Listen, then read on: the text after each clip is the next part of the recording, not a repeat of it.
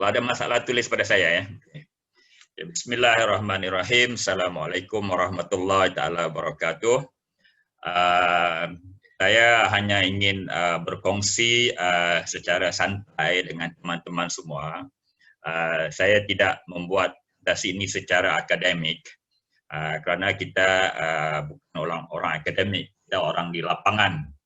So kita hanya mau tahu perkara-perkara yang praktikal kan, apa yang perlu kita buat di lapangan.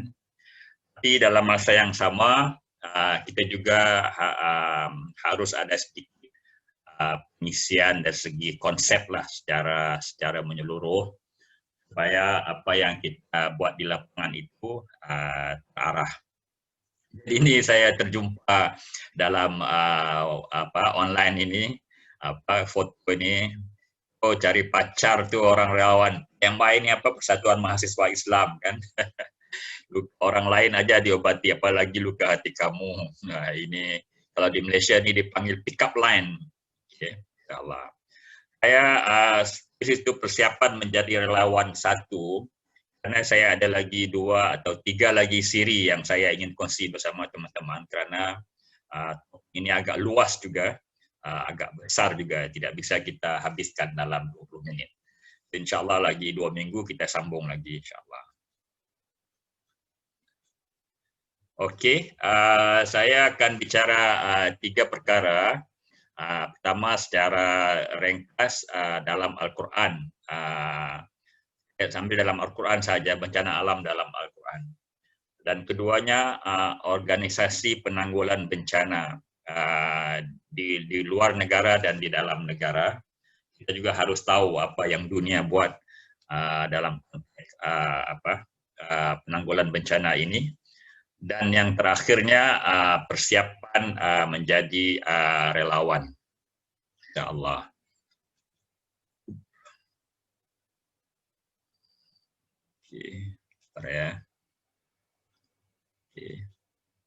Oke. Bila kita bicara mengenai bencana alam kan, kita selalu dengar lagu inilah, lagu Ebit Cik Ade ini. Saya ingat dulu masa tsunami Presiden SBY kalau di Malaysia ini lalu nyanyi lagu ini. Maksudnya kita harus bertanya pada diri kita lah, adakah bencana alam ini satu hukuman dari Tuhan, dari Allah Subhanahu Wa Taala. Ini lagu yang agak klasik juga. Oke, yang pertamanya di dalam Al-Quran memang banyak kisah-kisah kejadian yang berkaitan dengan alam ini. Kerana dalam Quran itu mukjizat Al-Quran ini ada 2, apa yang tertulis sebagai teks dan juga apa yang Allah ceritakan dalam kejadian muka bumi ini. Kita ambil konteks bencana alam ini, banyak kisah-kisah sebenarnya yang berlaku. Ini ada 3 kisah utama lah. Yang pertamanya banjir pada zaman Nabi Nuh.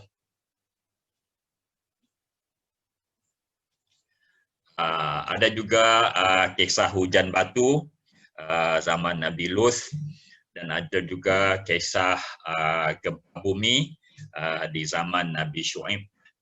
Kita bisa ini saya ambil daripada daripada buku anak-anak lah. Saya cari yang dalam bahasa Indonesianya. Kalau dalam konteks Nabi Nuh dan banjir besar itu, Allah menurunkan banjir besar untuk menghukum orang-orang jahat. Banyak kisahnya. Satu tafsir yang saya baca, hujan yang turun itu bukan hanya dari langit, tapi juga dari bumi. Itu sebabnya banjir itu terlalu besar. Nah, air itu bukan hanya air hujan, tapi juga air dari bawah tanah, dari dasar sana itu naik ke atas. Itulah yang menenggelamkan kesemuanya. So inilah suatu kejadian alam yang begitu jelas diceritakan di dalam Al-Quran. Dalam kisah Nabi Lut disebut hujan batu, di mana Allah membinasakan kaum Sodom dengan suara yang keras, dan kemudian mereka dijatuhi dengan hujan-hujan batu yang sangat besar. Saya teringat masa Merapi di Jogja tahun 2010, di mana saya ke sana tahun 2010, saya melihat batu-batu besar itu sejauh 7 kilometer daripada Merapi, Jogja itu.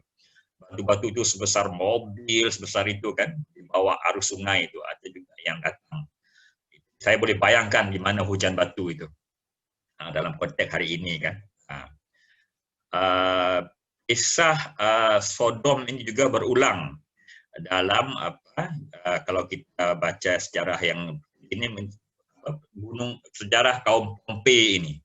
Gunung Pompei ini, saya tidak ada kaitan dengan kisah Nabi Lut sebenarnya, tapi kejadiannya itu sama. Ini berlaku kepada tahun 17 Masihi, di mana seluruh kota Pompei itu diliputi oleh gunung berapi ini. Ada movie-nya itu, ada dokumentari juga, kita bisa lihat dalam YouTube. Nanti saya share dokumennya dengan teman-teman semua. Dalam kisah Nabi Syu'ib yang saya sebut tadi ialah kaum Madian, di mana Allah menurunkan udara tiba-tiba menjadi sangat panas. Ini kemarau ya. Tanah pertanian menjadi kering kontang. Tiba-tiba muncul awan hitam. Dan ada juga gempa yang dahsyat. Ini kota Madian. Kota Madian ini masih ada pada hari ini sebenarnya. Macam yang kota banyak. Kalau kita di Saudi sekarang ini, mereka untuk menarik wisata kan sudah dibuka tempat-tempat yang dalam sejarah Al-Quran ini. Dahulu tempat-tempat ini ditutup kerana mereka tidak mahu ada orang-orang yang pergi ke sana, solat, berdoa dan sebagainya. Tapi untuk menarik wisata, saya dimaklumkan tempat-tempat sejarah ini dibuka secara satu demi satu. Ini kisah-kisah dalam Al-Quran, banyak lagi yang berkaitan dengan kejadian bencana alam. Kita tengok yang terdekat dalam zaman kita ini kejadian Gunung Krakatau ini. Ini berlaku tahun berapa ini? Tahun 1800 kan?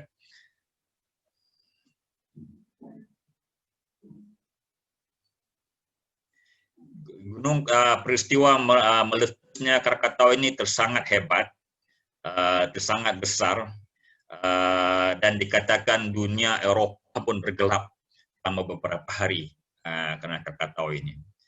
Dan Krakatau ini masih meletus. Jika teman-teman semua mengikuti, baru bulan April yang lalu ini meletus lagi Gunung Anak Krakatau. Letusannya itu sejauh 500 meter. Jauh itu 500 meter itu hampir setengah kilo kan. Masih bisa dilihat. Ini letusan Krakatau. Ini baru 150 tahun yang lalu. Dan yang akhir yang paling besar ialah tsunami. Tsunami di Aceh, tsunami di India. Ini meliputi hampir satu dunia kan. Ini saya juga saya ke Aceh 10 hari selepas tsunami, dihantar oleh Global Peace dan teman-teman dari ABIM. So, saya lihat sendiri bagaimana hebatnya kesan dari tsunami ini.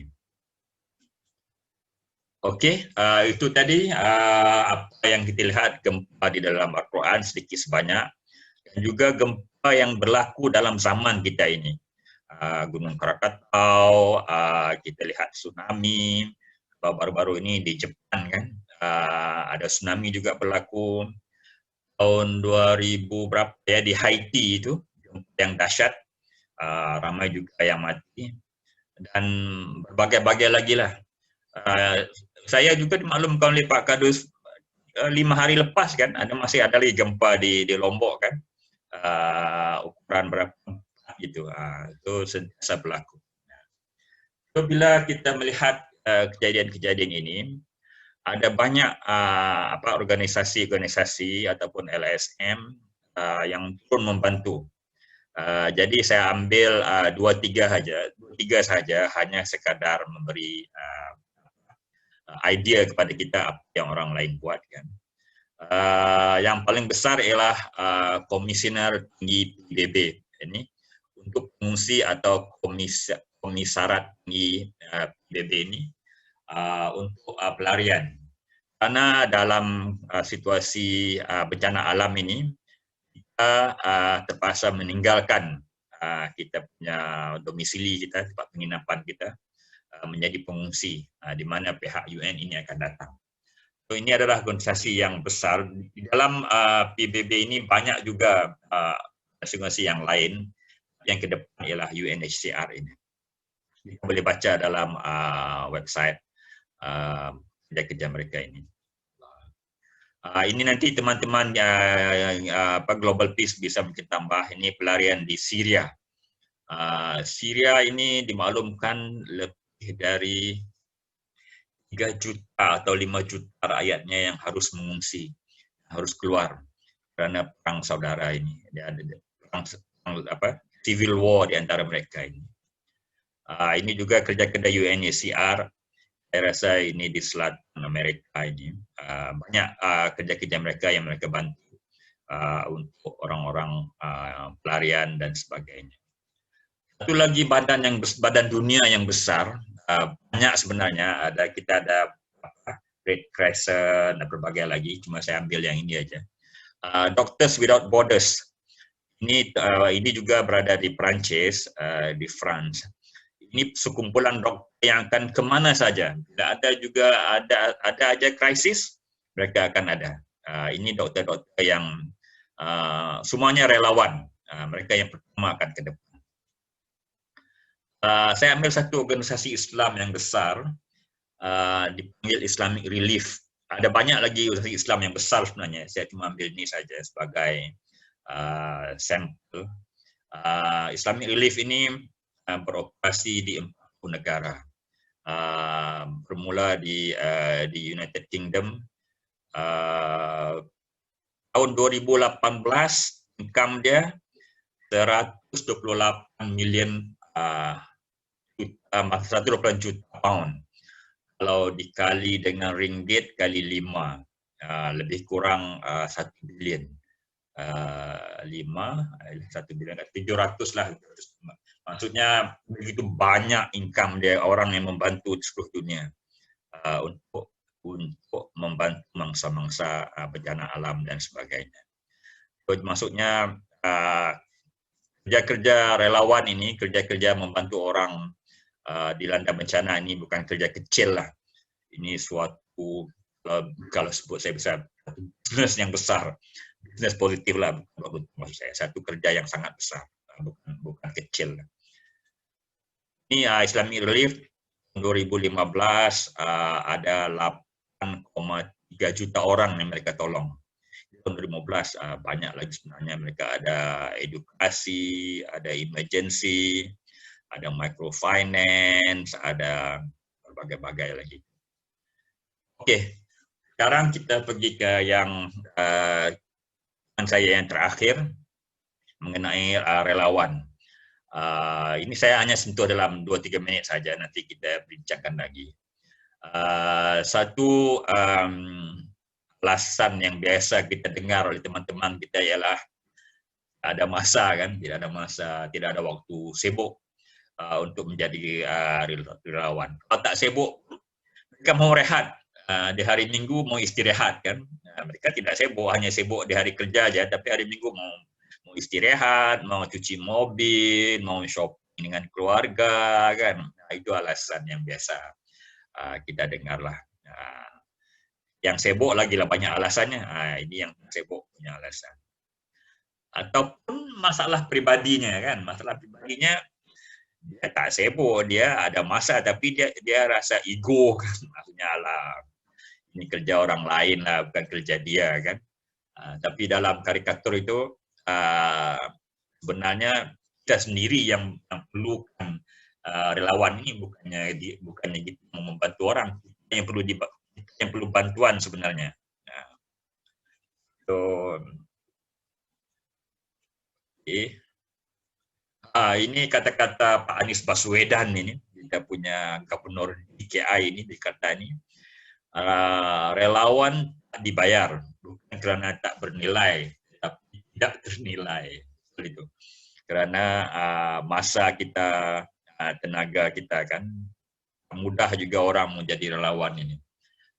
Itu ini kata-kata Pak Anies Baswedan. Oke, saya pergi sedikit saja mengenai ini, saya ambil saja daripada online ini kan, supaya mudah. Apa manfaatnya menjadi relawan kan? Banyak manfaatnya sebenarnya. Nanti insya Allah di masa-masa akan datang saya akan huraikan satu persatu. Tapi ini yang mudahnya kita memperluaskan pergaulan kan. Dalam zaman social media ini, maksudnya kita punya dipanggil network kalau bahasa Melayunya itu kita punya rangkaian kan, terlalu mudah, tetapi dia tidak ada makna. Teman-teman dalam Facebook, teman-teman dalam WhatsApp itu jika tidak disekalikan dengan aktivitas-aktivitas yang memberi makna kan. So, kita hanya teman itu hanya akan bermakna bila kita sama-sama membuat sesuatu. Tapi kalau hanya sekadar chatting, berkongsi foto-foto, itu menjadi teman.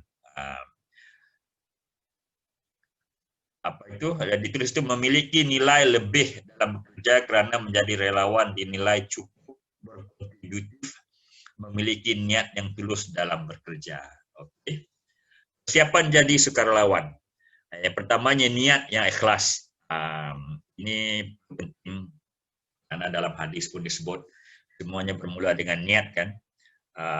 Kalau kita ada orang menggunakan relawan ini untuk kepentingan sendiri kan. Saya bekerja dengan orang-orang Rohingya di Malaysia ini. Mereka itu ada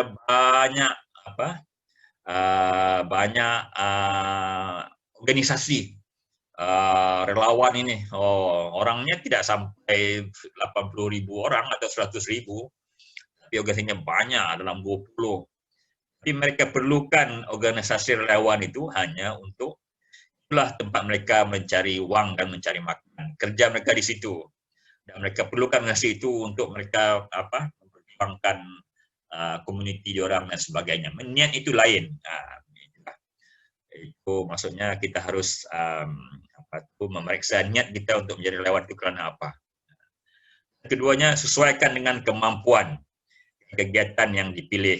Ya, kalau kita rajin menulis, kita menjadi relawan sebagai seorang penulis. Kalau kita pandai kayu, pandai besi dan sebagainya, kita memilih benda-benda yang begitu. Jangan kalau kita tidak mampu, kita paksakan nanti tidak tahan lama kan. Maksudnya sesuaikan dengan kemampuan kita. Kenali tempat kondisi di mana akan diterjunkan agar bisa mempersiapkan diri. Ya, inilah. Dan yang keempatnya, carilah rekan relawan yang telah berpengalaman. Oke, inilah kita akan membantu, kita akan kerjasama dengan sahabat-sahabat di Senaru, dengan sahabat-sahabat di Google Quiz, supaya kita membentuk rakan relawan ini kan. Memanglah saya dulu pun tidak ada pengalaman, tidak tahu pun, tapi pengalaman itu dengan kita bersama-sama dari masa ke semasa kan, dan insya Allah teman-teman semua juga akan berpengalaman. So, ada dua jenis relawan yang maksudnya dia hanya datang sehari dalam sebulan gitu, harian. Dia hanya bergabung. Ada juga yang regular gitu, yang sentiasa bersama. Ada juga relawan yang full time, yang digaji. Mereka itu relawan, tapi karena mereka menyumbang 100% dia punya tenaga mereka, maka kita harus membayar. Mereka juga manusia, perlu hidup, ada keluarga dan sebagainya, dan kita bayar. Relawan yang profesional dipanggil. Satu lagi namanya relawan profesional. Relawan tapi profesional. Pokoknya maksudnya dia memang itu kerja dia, dan memang di-craft dengan baik. Oke, yang terakhir. Oke, saya nanti di minggu yang akan datang, mungkin lagi 2 minggu saya bicara dengan Pak Kadus dan Fadila. Kita akan huraikan ini. Dalam Al-Quran, prinsip-prinsip umum menjadi relawan. Ini ada hadis Nabi yang panjang mengenai relawan. Ini perlukan 30 menit juga ini untuk kita bincang ini. Proses pembentukan manusia, proses pembentukan insan. Dan kita harus tahu juga, karena kita bekerja dengan manusia kan, dengan orang kan, so kita harus kenal siapa orang, bagaimana insan dibentuk. Juga nanti kita akan bicarakan mengenai alam sekitar, konsep pelestarian alam menurut Islam. Karena gempa ini walaupun dalam Al-Quran disebut sebab dosa-dosa manusia kan, tapi dalam zaman modern ini kita sendiri yang merosakkan alam. Maksudnya dari segi pencemaran, dari segi tidak menjaga sungai, kalau dipanggil ini longsor kan, tanah runtuh. Longsor ini memang sangat bahaya, terutamanya di jalan-jalan kan, di highway kan, ramai yang meninggal. Mungkin juga karena pembinaan kondominium dan sebagainya. Ini nanti kita bicarakan dalam yang lain. Itu konsep pelestarian alam menurut Islam. Itulah saya punya presentasi yang ringkas, mungkin agak membosankan juga. Tapi secara umum tadi apa yang saya bicarakan adalah di dalam Al-Quran memang banyak kisah-kisah yang diciptakan Allah Subhanahu wa taala mengenai bencana alam. Dan kita lihat depan mata kita sendiri bencana alam ini terjadi hingga ke hari ini, hingga sekarang. Salah satu trauma sahabat-sahabat kita di NTB, di Lombok ialah aftershock kan. Maksudnya gempa itu tidak berhenti-henti kan. Maksudnya selama 3 bulan itu 4 bulan 6 bulan ya, tahun 2000 tahun lepas lah kan, 2019 2018. Kalau gempa itu datang sekali dan habis tidak apa, ini gempanya datang dalam 1 hari 3 kali 10 kali, ini suatu trauma yang sangat besar kan hingga hari ini. Dan tidak akan bertambah, maksudnya kejadian bencana alam ini tidak akan berkurang karena tangan-tangan manusia ini kan yang merosakkan alam. Saya juga tadi bicarakan secara sambil lalu, banyak organisasi-organisasi dunia yang besar-besar yang fokus kepada bantuan bencana alam. Macam saya tadi bicarakan UNHCR yang dana dia itu triliun kalau di sana rupiah kan, besar sekali ya. Tadi saya bicarakan tentang Doctors Without Borders, mereka ini dokter semua, pakar-pakar semua. Tahu aja di mana mereka akan pergi. Ini dipanggil tidak ada sempadan mereka itu, di mana mereka ada. Juga sebut tadi Islamic Relief yang budgetnya tahun 2018 ya, ada 1 triliun pound, berapa itu kali, kalau US dollar sekarang pound itu berapa ya, $4 gitu, $5 saya tak pasti ya, dikalikan dengan rupiah kan sekarang berapa, $1 berapa ribu rupiah, 12.000, 13.000 gitu kan, kalikan berapa, itu dana begitu besar sekali. Maksudnya ini suatu kerja dunia lah. Dan untuk kita melibatkan diri sebagai relawan ini, bisa aja kita buat sambil harian, hari-hari minggu bila ada masa kan. Tetapi ini suatu profesi yang hebat sebenarnya. Bukannya sekedar ada bencana kita selamatkan orang sudah, tidak. Ada disiplinnya sendiri, ada cara-caranya tersendiri. Ini sangat-sangat bermakna kepada kita, maksudnya tadi sangat bermanfaat kepada kita, akan dapat teman-teman yang betul-betul komited, atau juga kita juga dapat memberi suatu kepuasan pada diri kita lah. Dan insya Allah di minggu-minggu yang akan datang kita akan kongsi lagi. So, itu saja saya punya perkongsian. Saya jemput teman-teman dari Global Peace, dari Pondok Senaru untuk menambahlah. Bila dah masuk office kah? Okay, saya kalau ada saya boleh unmute. Insyaallah kita sudah 10.50 ya. Kita buka dalam 10-15 menit. Kalau teman-teman ingin menambah, kalau tanya apa yang saya bisa jawab, saya jawab. Kalau tidak, saya tanya pada orang yang lebih tahu. Insyaallah. Oke. Pak Yusuf mau tanya?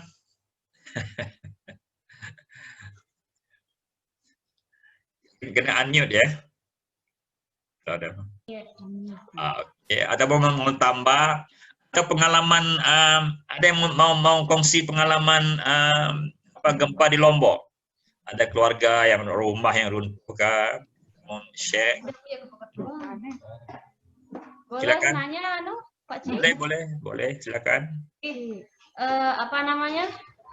Tuhan ngerti bahasa Indonesia kita sama, mirip sama Malaysia. Melayu. Apa namanya?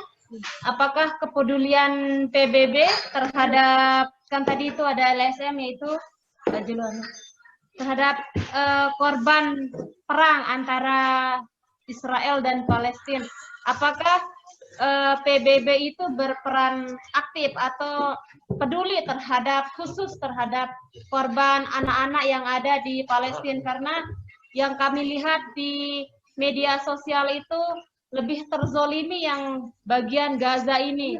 Sementara bagian sana orang Barat yang kita lihat ini kan lebih peduli, care mereka terhadap Israel. Sementara yang kita ingin membantu Muslim yang ada di Gaza ini sangat-sangat kesulitan. Nah, apakah PBB itu memang adil terhadap Palestina dan Israel atau tidak? Karena kan kita tidak tahu seperti apa model politik yang ada di luar negeri. Terima kasih. Wah, ini bisa jadi wakil gubernur ini orang yang bertanya. Oke, tanyaan tadi PBB dengan isu Israel, Palestina kan. Ini ada satu tragedi kemanusiaan yang sangat hebat lah di Palestina. Bayangkan ada rumah, ada tanah, ada keluarga kan. Kita tuh dihalau gitu aja, maksudnya untuk membangun rumah-rumah orang Yahudi itu. Untuk Palestina itu ditempatkan jadi pengungsi gitu di tempat yang tersorok gitu kan. Kita sudah duduk di rumah itu selama berapa tahun? 700 tahun. Maksudnya Palestina ini bukan baru. Sejak daripada zaman bila kita Palestina diambil oleh Salahuddin Al-Ayyubi dari orang Kristen kan, bermulanya negara Palestina tahun 1200 ya, 1300 gitu. Sudah ada Palestina itu di zaman Nabi Sayyidina Umar pun sudah ada, Al-Aqsa semua kan, itu tidak ramai orangnya. Tapi selepas Salahuddin Al-Ayyubi mengambil daripada orang-orang Kristen di negara Palestina. Berapa tahun itu? 1300 hingga 2000, ini 700 tahun. Nah, itu sudah duduk di situ. Tiba-tiba orang-orang Yahudi ini mengatakan, oh tidak, ini tanah untuk nenek kita dulu, tahun zaman Nabi Musa dulu, ini tanah kita. Itu klaim mereka. Maksudnya ini tanah orang-orang Yahudi dulu di zaman sebelum Nabi Isa, Nabi Musa. Nah, orang Palestina ini tidak ada hak atas tanah kita, ini tanah moyang kita dulu. Beribu-ribu tahun dulu. Dan mereka mengambil tanah itu atas dasar itu. Ada dasar 1000 tahun dulu, 2000 tahun dulu, nenek moyang mereka duduk di situ. Dan orang-orang Palestina ini dihalau saja menjadi pengungsi di tanah mereka sendiri. Inilah apa yang berlaku pada hari ini. Dan peristiwa Palestina ini sudah berlaku sejak tahun 60-an lagi. Cuma di mana peranan PBB membantu para pengungsi ini kan. Dia ada masalah politiknya di situ, dan Palestina pun terbagi kepada 2-3 kumpulan juga. Ada juga orang Palestina yang bekerja sama dengan yang PLO itu kan, dulu kita kenal Yasser Arafat kan. Mereka juga ada kerjasama dengan orang Yahudi juga untuk membangun masyarakat dia. Dan ada juga orang-orang yang berjuang tidak mahu pindah. Tapi sebahagian besarnya orang-orang Palestin ini telah berpindah ke luar negara. Ada di Barat, di negara Arab yang lain, di Jordan, di Saudi, di Mesir, ramai orang Palestin. Cuma isu pengungsi ini memang ada di situ supaya sejarah kekejaman Israel itu masih ada dalam media kan, supaya tidak ditinggalkan. Mereka itu bisa aja keluar dari Palestina, kita mahukan mereka di situ, ya kekejaman mereka sentiasa dalam media. Persoalannya apa peranan UNHCR? Memang ada mereka membantu, cuma UNHCR ini lebih kepada bencana yang semasalah, bencana alam itu. Dalam konteks Palestina dipanggil itu perang. Perang ini ataupun civil war ini agak sukar. Kecuali mereka keluar daripada negara mereka, macam di Afghanistan mereka ke Pakistan, ke Peshawar kan, macam di Sudan, di Iraq mereka lari ke Jordan, mereka lari ke Iran. Macam sekarang ini di Syria kan mereka lari ke sempadan Syria. Itu peranan UNHCR. Tapi kalau mereka perang dalam negara mereka agak sukar karena tidak ada akses untuk masuk. Itu jawapannya. Dan jawapannya agak complicated. PBB ini pun dijaga oleh orang politik juga. Itu tidak mudah juga. Bukannya LSM yang bisa kita hari ini buat, tidak. Dia ada negara Amerika, ada negara Perancis, dan mereka ini semua dipegang oleh orang-orang Yahudi juga. Ini suatu politik antarabangsa yang mungkin kita boleh bicarakan dalam masa yang lain. Kesimpulannya memang isu Palestina isu yang besar dan terkait rapat dengan isu global politik. Yang lain? Mungkin tak puas hati jawapannya ya. Tapi itu sekadarnya insyaAllah. Ada lagi? Terus kita jemput Fadila untuk bincang sedikit share sedikit mengenai. Ataupun Fadila nak cakap sekarang mengenai Syria, projek kita di Syria? Saya rasa saya update sikit tentang Palestin. Sebab beberapa minggu yang lalu, dalam seminggu lepas macam tu, kita ada terima tetamu daripada Palestin, tetamu Palestin. Jadi mereka datang dan berkongsi tentang situasi semasa Palestin. Mungkin saya kongsikan sedikit tentang maklumat terkini apa yang berlaku di Palestin kan. Seperti yang kita semua maklum, Palestin ni sekarang sedang diceroboh, tengah dicerobohi dan akan dikosongkan penduduk ni. Rakyat Palestin sedang dihalau keluar daripada Palestin supaya Zionis ataupun Israel itu dapat masuk dan tinggal di dalam Palestin dan jadikan Palestin itu tempat tinggal mereka seperti yang mereka sebelum ni claim lah. Mereka berkata Palestin itu, tanah itu adalah hak milik mereka. Jadi mereka nak keluarkan semua rakyat Palestin, rakyat Islam ni, orang Islam Palestin ni keluar daripada Palestin supaya mereka boleh masuk. Dan apa yang Israel sedang buat sekarang, cara dia untuk keluarkan semua orang Islam, yang pertama dia memberikan dadah narkoba kepada semua pemuda-pemuda yang ada dekat situ. Sebab apa? Sebab dia nak pemuda-pemuda ini tidak lagi fikir tentang soal mempertahankan negara, tetapi fikir tentang dadah, sehingga mereka ini addicted kepada dadah. Yang pertama, mereka memberi dadah kepada orang-orang remaja di Palestin. Yang kedua, apa yang Israel ini lakukan adalah mereka membawa masuk orang luar daripada Palestin, bukan rakyat Palestin, dan mereka bayar mereka untuk duduk di dalam Palestin tanpa perlu keluar rumah. Mereka ini dibayar untuk tinggal sahaja dalam Palestin. Bayangkan kan, ada orang datang negara kita, contoh duduk Lombok ya, sekarang semua di Lombok ya. Contohnya di Lombok, ada orang datang ke Lombok, dia halau semua orang Lombok keluar, jadi masukkan orang daripada negara lain duduk di Lombok dan dibayar. Seperti itu. Maksudnya itu apa yang sedang berlaku di Palestin. Yang kedua, yang ketiga, rumah-rumah orang Palestin yang ada, yang sedia ada, dirobohkan, diruntuhkan dan dirosakkan oleh Israel. Sebab apa? Sebab mereka nak orang Palestin itu merasa susah untuk duduk di dalam Palestin. Jadi mereka akan membinasakan rumah mereka ini, rumah orang Palestin, supaya mereka keluar daripada Palestin.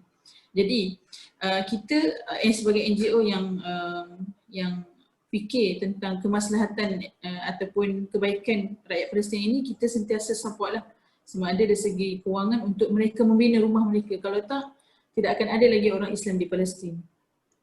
Dan seterusnya tadi 3, yang keempat 3 yang saya sebut tadi. Okay, itu saja. Tapi maksudnya banyak lagi cerita-cerita lain. Maksudnya banyak lagi yang orang Israel yang sedang buat. Yang pertama, yang seterusnya dia menggali laluan di bawah tanah untuk memasukkan orang-orang yang orang Israel sendiri untuk duduk di situ. Jadi maksudnya kita sebagai orang Islam yang cakna, yang mengambil peduli tentang rakyat Islam yang lain, terutama di Palestin. Sebab apa kita kena mempertahankan Palestin? Sebab Palestin ini adalah jantung umat Islam. Jadi kita kena mempertahankan Palestin. Jadi kita boleh bantu, yang pertama bantu untuk mendoakanlah daripada jauh kan, dan menyebarkan kepada rakan-rakan kita tentang kenapa Palestin ini perlu dibantu, walaupun nampak macam tak ada efek, nampak macam tak ada kesan kepada rakyat Palestin, tapi sebenarnya yang membawa kesan yang sangat bermakna lah kepada rakyat Palestin. Jadi itu saja kot, saya rasa sedikit berkongsi. Okey, Kak Fadilah kita ialah di CEO ya, Fadilah ya. Ini wakil director Abang Syah kita, insyaAllah. Mengenai Syria, mungkin dalam 2-3 minit perkembangan terkini.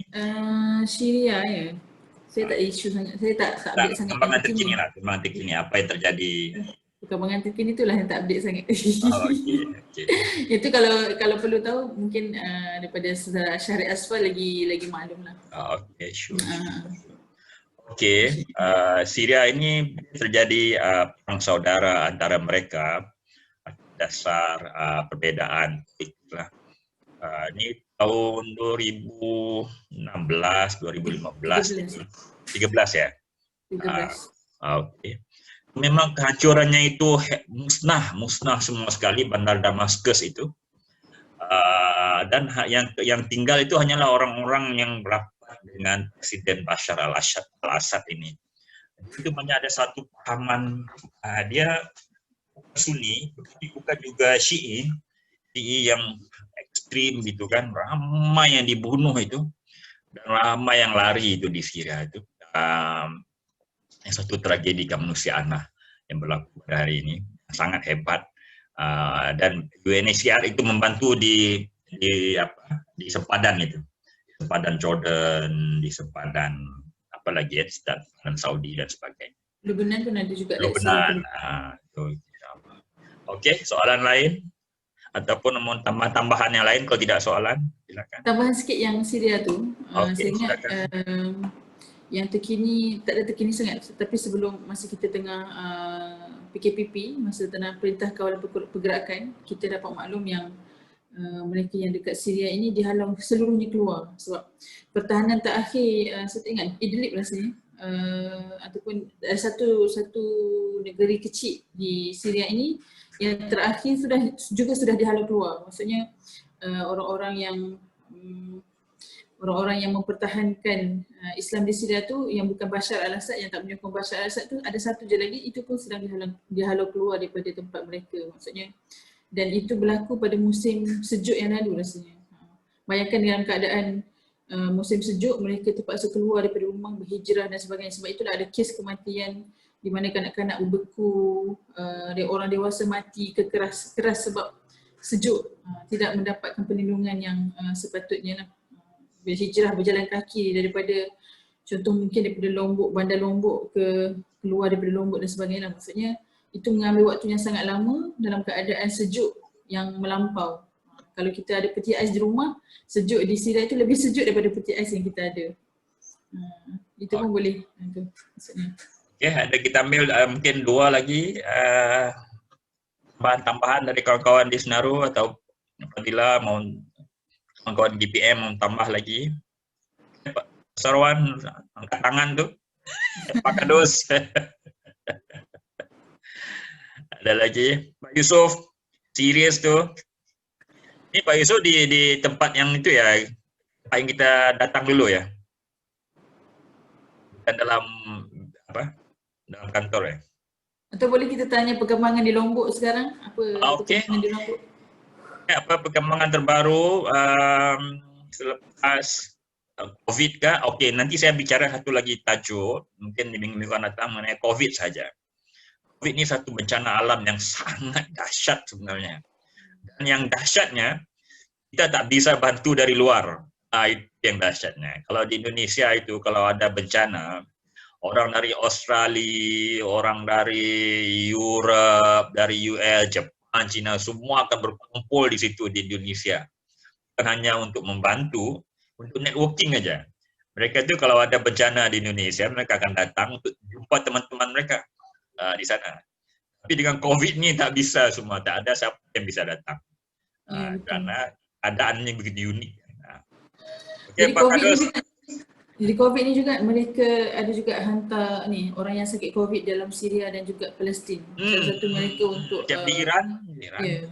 Salah satu cara mereka untuk mengeluarkan rakyat Palestin kat situ dan juga orang-orang Syria ni dia bawa COVID ni masuk. Macam tu lah. Menggunakan adanya penyakit berjangkit itu berada di negara dia orang. Okey. Apakah ada penambahan mengenai terkini daripada KLU ataupun projek-projek yang baru sebelum kita ataupun yang lain? Saya ini setiap hari dengan Pak Kadus berkongsi maklumat. Oh, sudah. Ini abang saya ni, insyaAllah. Ini yang label bencana Lombok ya dia itu. Ini yang dulu yang Taufik punya projek. Okey. Silakan Pak Kadus. Mungkin ada teman-teman yang lain dulu dari Mbak Reci mungkin ada tanggapan. Amin. Silakan teman-teman yang lain. Yang lain? Silakan teman-teman yang lain. Unmute dulu nanti kalau mau bicara mau.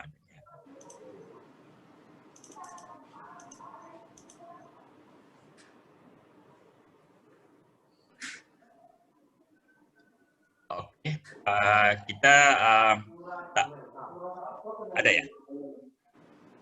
Suara Pak Sarwan, suaranya nggak jelas. Bisa di ya. Sarwan bilang kalau ada yang lain mau menambah silakan. Ada pertanyaan kah? Okey, dulu ya, kita tak paksakan sebab kita bukan hari ini saja. Kita akan teruskan siri ini. Mungkin lagi 2 minggu saya akan tambah lagi mengenai ciri-ciri relawan ini. Mungkin nanti Fadilah juga akan bisa tambah, mungkin aja teman-teman dari KLU juga akan bisa buat satu sesi khas kan. Saya cadangkan kita buat setiap 2 kali seminggu, 2 minggu sekali, tidak terlalu kerap dan tidak terlalu lama lah. Tujuannya ialah kita berkongsi maklumat dan juga berkongsi kepakaran dan berkongsi sumber. Pak Kadus maklum saya 5-7 hari lepas ada kebakaran di saudaranya Pak Kadus itu di Desa Senaru. Tak bisa buat apa-apalah sebab kita tidak ada peralatan, tidak ada kebakaran dan sebagainya. Tapi insyaAllah kita akan sama-sama lah. Bagaimana kan dulu saya pernah buat pertemuan kita yang pertama, nanti bila kita sudah mantap, sudah ada kerjasama yang mantap, mungkin kita buat teman-teman dari Desa Senaru Malaysia kan mungkin 5 hari untuk melihat perkembangan relawan di Malaysia dan of course Global Peace pastinya akan buat suatu program jangka panjang lah, dipanggil macam lab lah di sana kan. Maksudnya kalau kita mau training relawan mahasiswa kita di Malaysia, kita antar mereka ke Lombok selama 1 minggu kan untuk buat training di sana. Tanpa bencana. Nanti bila sudah ada bencana, malah kita sebarkan kan. Sekarang ini kita ambil relawan bila ada bencana. Sepatutnya relawan ini kita train mereka selama berapa 6 bulan gitu kan. Secara berperingkat. Bila ada bencana baru kita hantar. Karena banyak sebenarnya, nanti kita akan bicarakan lagi, banyak psikologinya. Bukan hanya kita hanya membantu orang. Karena orang itu bukan hanya mereka tidak ada rumah, bukan hanya tidak ada pendapatan, mereka juga sedih kan karena ada yang mati, ada yang meninggal kan, ada yang sakit, dan masalah depresi dalam dalam bencana alam itu masalah yang besar. Dipanggil apa? Psychoanalysis macam-macam itulah kan. Perlu banyak ilmunya. InsyaAllah kita akan tambah. Saya rasa itu saja yang akhirnya saya akan minta Pak Kadus dengan Fadilah untuk cakap sedikit sebagai penutupnya. Minta Fadilah dulu mewakili Global Peace. Pasal apa tu? Nak kena ada just closing lah, say salam, say hi, thank you. Saya mungkin mewakili Syahril lah kot ya. Mengucapkan semoga kita yang terbaik lah untuk menghadapi COVID ni. Saya ingat pesan-pesan penting juga, jaga penjarakan fizikal, dan kita insyaAllah jumpa lagi dalam siri-siri bantuan yang seterusnya. Kita doakan warga Lombok berada dalam keadaan yang baik, tidak ada lagi bencana-bencana alam yang merosakkan, yang memusnahkan dan sebagainya, dan kita harap kita sama-sama menjaga kita lah. Kalau di Malaysia tu kita guna hashtag kita jaga kita. Jadi mungkin rakan-rakan teman-teman di Lombok juga boleh gunakan yang sama. Kita jaga kita, di samping kita berwaspada daripada bencana COVID, kita juga harus berwaspada daripada bencana alam. Saya ingat sekarang musim hujan ya. Musim hujan agak. Musim hujan ya. Jadi insyaAllah kita doakan sama-sama teman-teman kita juga di luar negara, yang di Syria, di Palestin, di Bangladesh dan sebagainya. Semoga diberi perlindungan dan keselamatan oleh Allah Subhanahu Wa Taala. Saya ingat itu saja. Amin. Ya, Pak Sarwan. Sedikit Pak. Mudah-mudahan dengan kerja sama ini, kalau bahasa Indonesia-nya mungkin lebih kental kita di sini. Jadi harapan kami, terutama kami dari relawan yang notabene baru terbentuk, dengan motivasi, dukungan, semangat moralnya sangat kami butuhkan. Mungkin sekedar itu, sekian, terima kasih. Assalamualaikum Waalaikumsalam warahmatullahi wabarakatuh. Terima kasih Kak Fadilah kita, Bang Sarwan dengan kawan-kawan di Desa Senaru. InsyaAllah nanti saya bicarakan lagi dengan Fadilah, dengan Syah, dengan Pak Kadus sesi berikutnya, tapi secara lagi 2 minggu saya akan sambung lagi mengenai ciri-ciri relawan. Saya perlu dalam 4 atau 5 series lah supaya bisa bicara semua kan. Environment itu, lestari alam itu penting juga, karena tangan-tangan kita juga membinasakan alam kan. Jadi terima kasih banyak-banyak. Saya bagi diri saya sendiri mohon maaf jika ada penyampaian saya tadi tidak sampai maksudnya.